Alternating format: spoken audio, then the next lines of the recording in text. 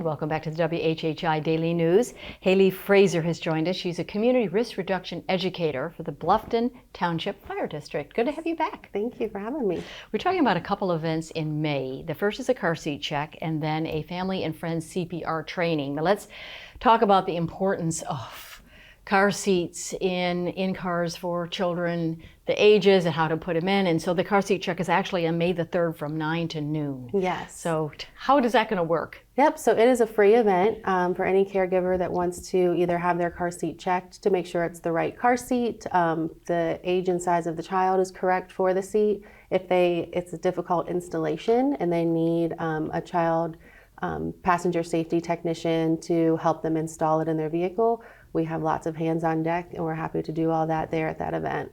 You said you were trained through Safe Kids. We were just talking about that.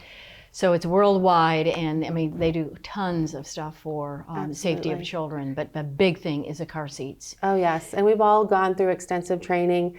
You know, I'm a mother of three, two that are still in car seats, and when I went through my training, you know, I walked in thinking, I know everything about car seats. But as I went through the course, I said, oh no, and I went actually on the lunch break of one of the training days and realized my car seats were totally wrong. So it's easy to do. They're difficult. It's time consuming. So we love to help and provide education. Well, and the size is important, but then also, do they turn forward? Do they turn back? Right. How does the seat belt work? Yeah, It's a lot. It's quite complex, actually. it is. And there's state laws that we're aware of that we like to make other people aware of as well. And each car seat is different. Each vehicle is different. So I've never had the same installation twice, and so we're happy to help however we can.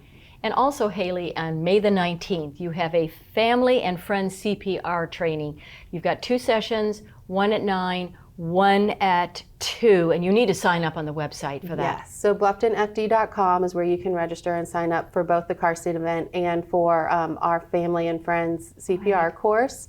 And this is a free course. We want to get the education of CPR and cardiac arrest response out into the community. There are a limited number of seats. We may do this again further in the year, but we just feel strongly that we want to get this education out. Cardiac arrests usually happen in the home.